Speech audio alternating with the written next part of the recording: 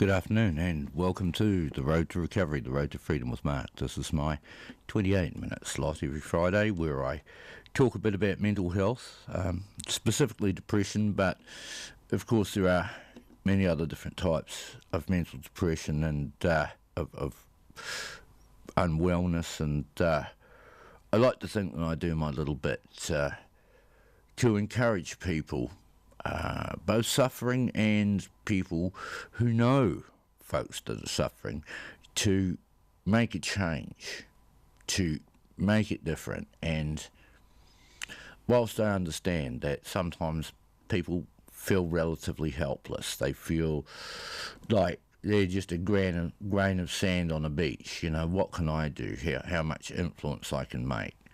Well, it's amazing how much influence you can have, not just over one person or even part of your community, but what you do, how you behave, how you act, what you do, can affect an entire nation. It is more than possible. I have done it myself many times, and I know that sounds like a pretty bold claim, but it's not. You might remember there was this little thing that went around for a while about saluting people. Well, I started that. A guy called David Scott walked through one day, and he's a guy that I quite liked and really quite admired. And as he was passing through, I gave him a salute. And I started doing this to all the tradesmen who I worked for. And before I knew it, within a week or so, two at the most, everyone in my building was doing it. Within another couple of weeks, I noticed that everybody in Wellington was doing it. This saluting thing to other people. And then I noticed it on the media. And then, blow me down, one day, I'm changing channels, and there they are on Shortland Street doing the same thing. And I thought, wow, one little idea like that, and it spreads across an entire nation. And it is just amazing how things can catch on, a groundswell. If people like something and adopt it, it's amazing how quickly it can catch on.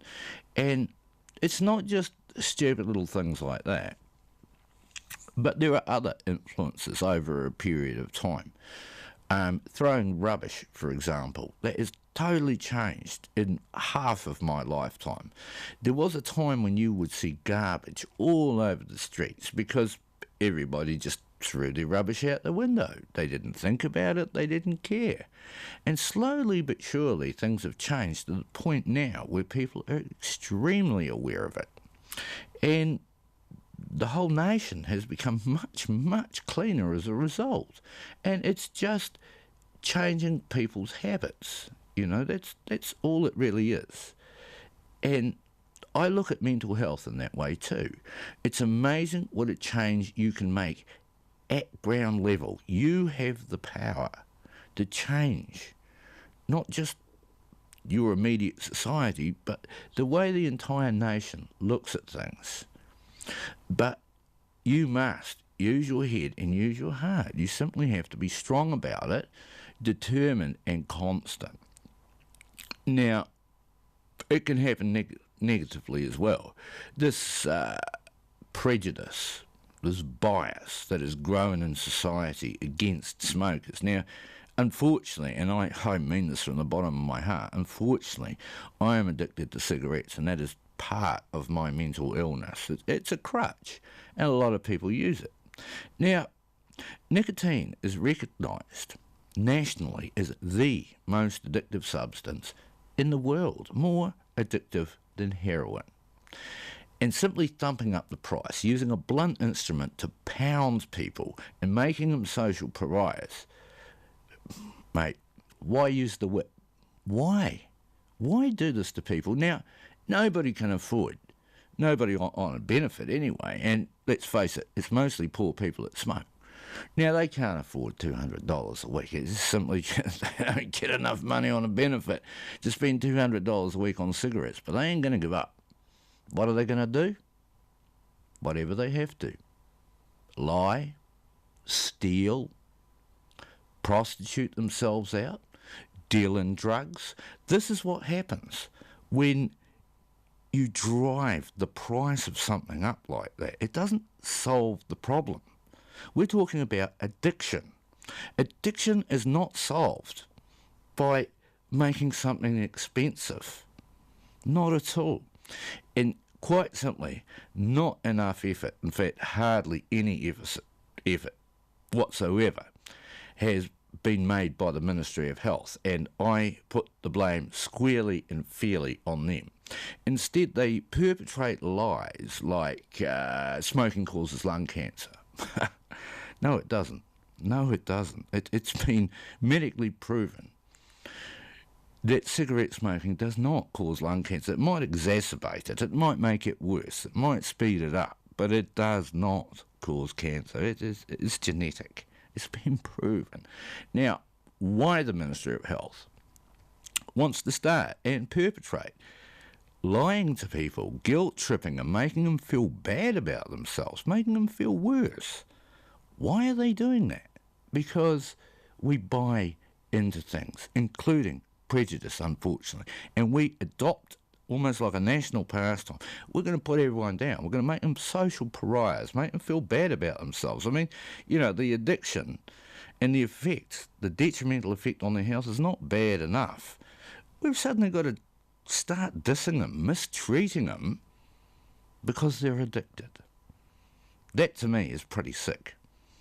And there has always been a prejudice against people with mental health. Oh, you're mad, you're crazy. You know, this sometimes is used as a compliment, but most of the time is used to put people down. And we're all guilty of buying into these type of things. You know, making people whipping boys for no good reason. It's the dark and evil side of humanity. But there is a good side of human beings, and you see it all the time. On the TV and the radio, you hear of good deeds that other people have done. And what I am trying to do is to get people to do little good deeds that may not be publicly recognised, but you know in yourself that you've done something to help someone who is suffering from addiction or from mental health issues. You can have a huge influence. The way you behave will directly affect how others behave, and it will catch on.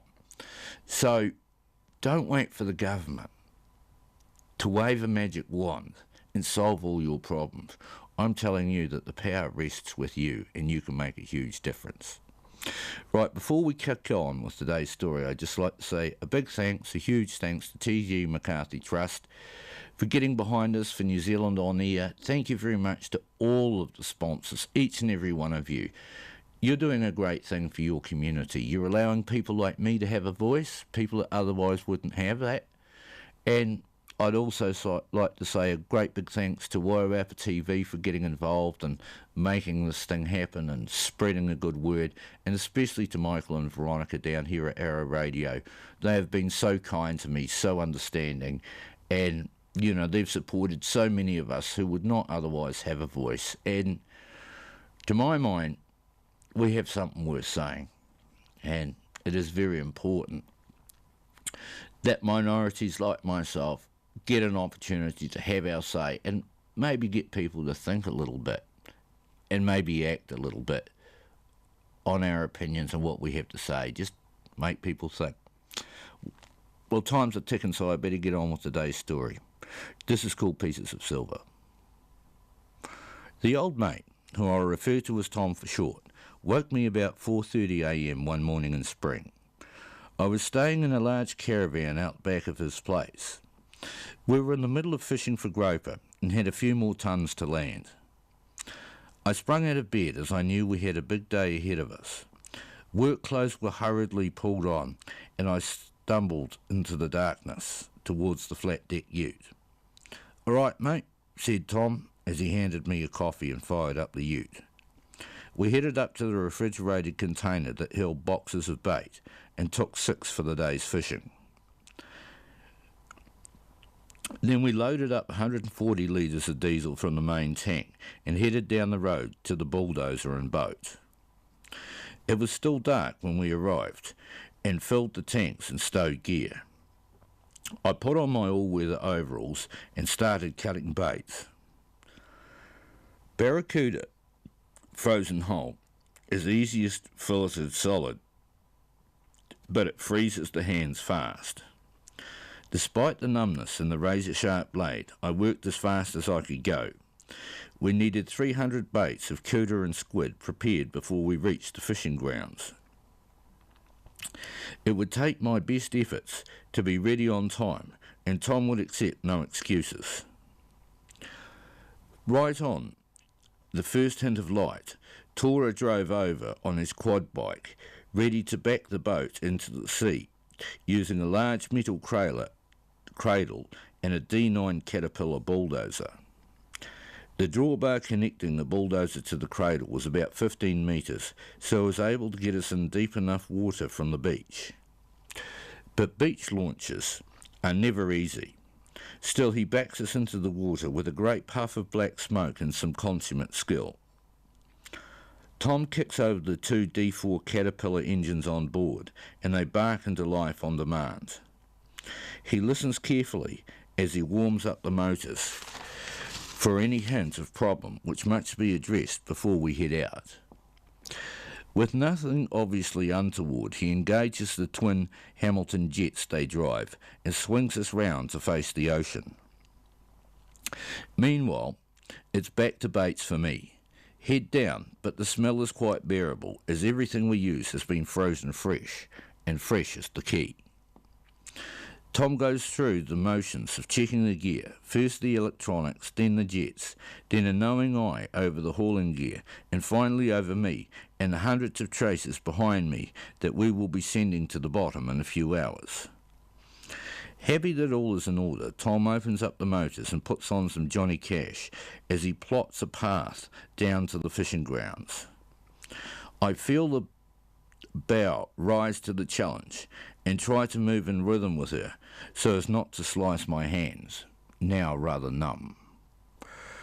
Tom buries his head in the navigational gear after putting on the kettle, and I have a tiny break as I make the coffee. The sun is rising magnificently today, and it lights up the gnarly coastal cliffs, all orange, red and blue, with wisps of mist still licking the gullies. But we have only minutes to take in the view before it's back to toil. For after cutting a few hundred baits, the traces must be baited up and laid out ready for later.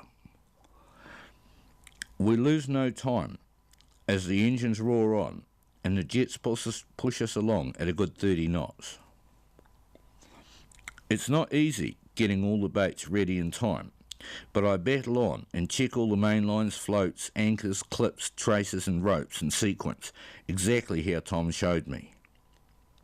Everything must run like clockwork, or it could cost us in gear, injury, or even our lives, and this is the most dangerous occupation there is. Satisfied that all is in order, I report briefly to my skipper, and he glances over everything himself for satisfaction. "That's good. Now cut some more baits, would you?" is all he has to say. Then he turns his attention back to the engine and electronics. Out here our roles are very much changed, and it is important we function as a unit. Tom becomes the skipper and must make decisions quickly and without impedance. I must follow orders with understanding and quickly as possible. No hesitation or misunderstanding can be tolerated, or the consequences could be dire for us both. At times, this necessity tests both patience and friendship, but we both approach it from the angle of understanding, so we can work safely and quickly together. The hours pass so quickly, I scarcely have time to have all ready as we arrive on the grounds we call the holes. They are a series of cliff faces rising steeply from the abyss, a place where current is naturally churned up by the changing tides. We have coincided our arrival with the turning of the tide, a time when countless billions of plankton rise from the depths of night time to photosynthesize during the morning. They turn the sea a beautiful green with their vast numbers and fill our hearts with expectation. The timing of our arrival is crucial, and the tides are erratic, influenced by more subtle forces than the moon alone. Old skippers, now long gone, taught Tom the secrets of this place decades ago when the Italians and Greeks fished these places. Now that they're gone, Tom is one of the last with the knowledge which is the crucial difference between success and failure. We cannot see the plankton on the fish-finding gear, the electronics not being sensitive enough, but what preys on them is clearly evident. With jaw-dropping clarity, we see 15 to 25 metres deep of an uncountable swarm of tiny fish, of many different species, following up and feeding on the tiny plankton. Most of these fish are never seen by humans, and much of their lives remains a mystery, as this is a truly wild and far-flung corner of the world. What feeds on them is our glittering prize, our pieces of silver. Groper are our target species today, fishing in a depth of approximately 250 metres. Above them are bluenose, a delectable but less valuable species we will also take, and below the groper are bass. A related, if somewhat uglier species, the bass are every bit as good to eat and pay the same good money. The more groper we catch, however, the happier we will be. 100 fish for the day is our unspoken rule for a really good day, but they are few and far between. Today looks especially good.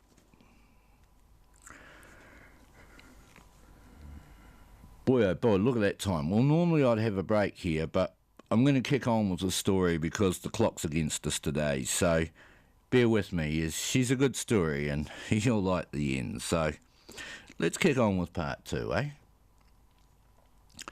Tom snoops around with his electronic gear, cruising slowly over the cliff faces as the sonar shows signs of promise everywhere.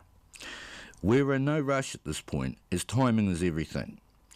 We must have our baits at exactly the right place and depth to get amongst our prize, so we must sum up our line of attack before we move. During this time, the most incredible transition begins to take place. Until now, we have been tracked by the great royal albatross. They have been soaring majestically, high up on the thermals, watching and waiting patiently. Now, as we slow, they descend with anticipation of an ensuing feast. And they are only the first wave. Other albatross and mollymawks, a little smaller, arrive on the scene. Half a dozen soon become many dozens of these magnificent masters of the sky. In turn, they attract other ocean-going birds, like the painted pigeons, which swim under the water as if they were flying. Within half an hour, we already have a small city of chattering birds moving expectantly before a bait has touched the water. We come around again along the now plotted course and begin our fishing in earnest. We start by tying an anchor or pick to the bottom of the main line, then lower this by hand until after a few metres we start clipping on traces with a baited hook at the other end. Each main line takes 25 to 33 baited traces over some 50 metres in length. The main line in turn is attached to rope which is knotted every 50 metres, so we can count it out as it descends the depths. This job must be done at breakneck speed, so the anchor finds exactly the right spot on the cliff face where the groper are feeding. Tom must calculate drift as well as drop. Only the experience of many thousands of drops has taught him the right way. As the first drop speeds away, Tom keeps one eye on the sonar as I count out 200 metres of rope. then tie 2 large floats to the top and send them off to mark the drop. Tom marks it for reference on the plotter. We move on to the next cliff face, and the procedure starts again, then a third and a fourth. By the time we have finished 4 drops and stopped for a coffee, it's time to go back to the beginning and start hauling. I hook up the large floats over the davit arm and Tom engages the hydraulic hauler. As the rope tenses up, we can feel the groper wriggling on the ends. The myriad of birds seems to anticipate the action as the first few hooks come up empty. Tom unclips the traces and I remove the now used baits and throw them overboard to the noisy waiting birds. But soon we see colour, and 6 beautiful silver grey groper float to the surface, each weighing about 10 kilos. Tom unclips them and I remove the hooks so they can be gutted immediately.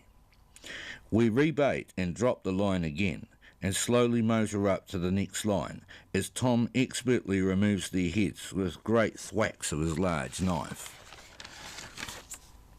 He then slices their bellies open and quickly removes the guts from these beasts and hurls it overboard, and pandemonium breaks out amongst the birds.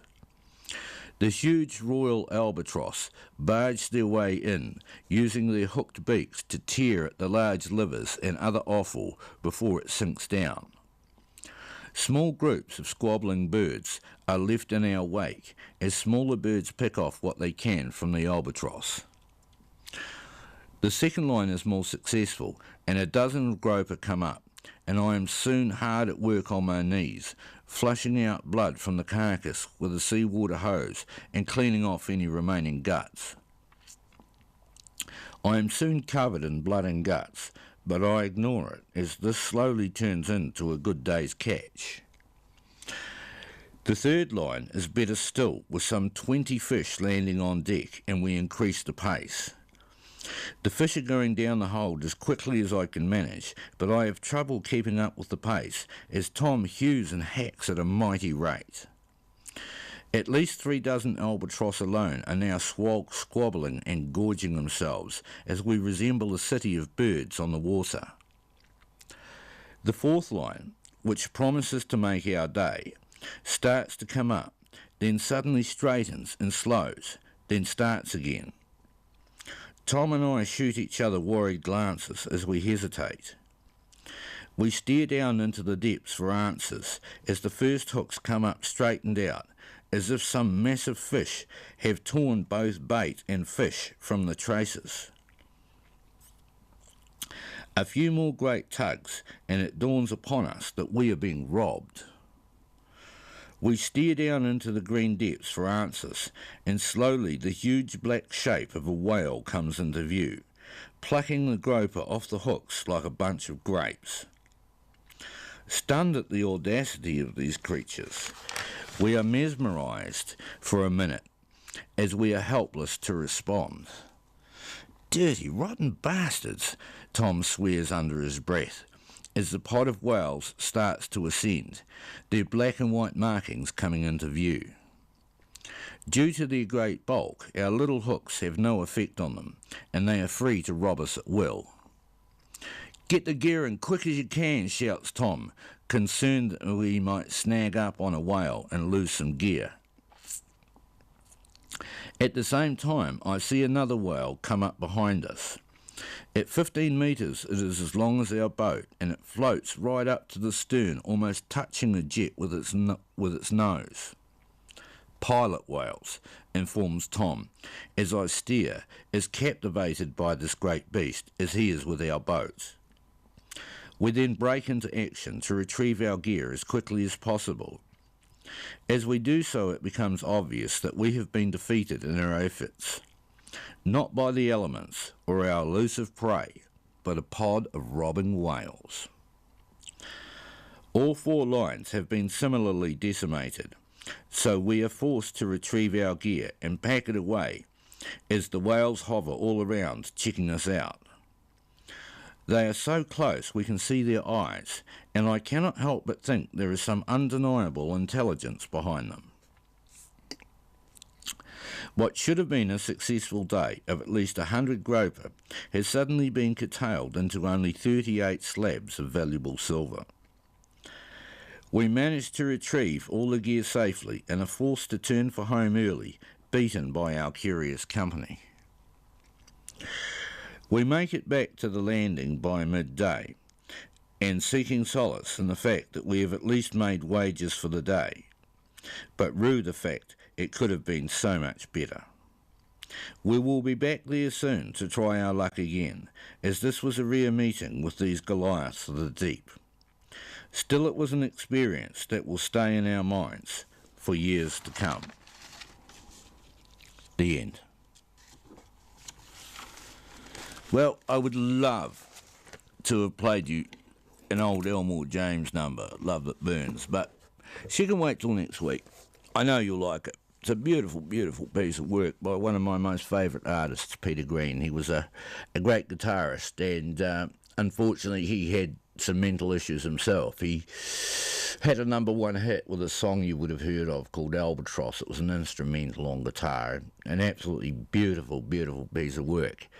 But unfortunately Peter couldn't handle the drugs, which so often go with being a musical superstar, and the fame, the media, it all got to him, and he had a bit of a breakdown. Not one. Over a period of time, he got worse, and he gave it all up. The fame, the fortune, he could have been so rich, multi-millionaire, and he didn't want it. He didn't want all that. He did it for the love of music. He loved what he did, and you can hear it in everything he touches. I think he was quite a spiritual man, and a very, very decent human being. But unfortunately, the music industry chewed him up, and he turned his back on it all, and all power to him. It's amazing what a difference you can make as an individual on people's lives. Maybe Peter needed one or two people around him who just steadied the course and encouraged him and supported him, and I don't think he had enough of that, and that is true of so many of us. When you're suffering from mental health, from depression or bipolar or whatever, you tend to isolate yourself, try and tough it out, and you distance yourself from people, and that's where it's absolutely imperative that you just let that individual know that you are there for them. Just check in once a week. How you doing? Go out for a cup of coffee or a pie if you can afford it. A walk in the park. Just spend a little bit of time with them, just to let them know that somebody cares, and that can make such a huge difference in your life. You can affect not just that individual, but the attitude of your entire society. It starts with one person. It always starts with a single individual. Maybe that individual is me talking to you and just saying, hey, make the effort. It doesn't take a huge amount of effort, and you feel really, really good about yourself when you've taken the time to help someone without any rewards or recognition, just the knowledge, both from them and you, that you have done something really, really decent. That's what I'm encouraging you to do. That's me for another day. Thank you very much. Thank you to T.G. McCarthy, New Zealand On Air, Wairarapa TV, Michael and Veronica. Thanks very much, you all. We'll see you again next week. Bye for now.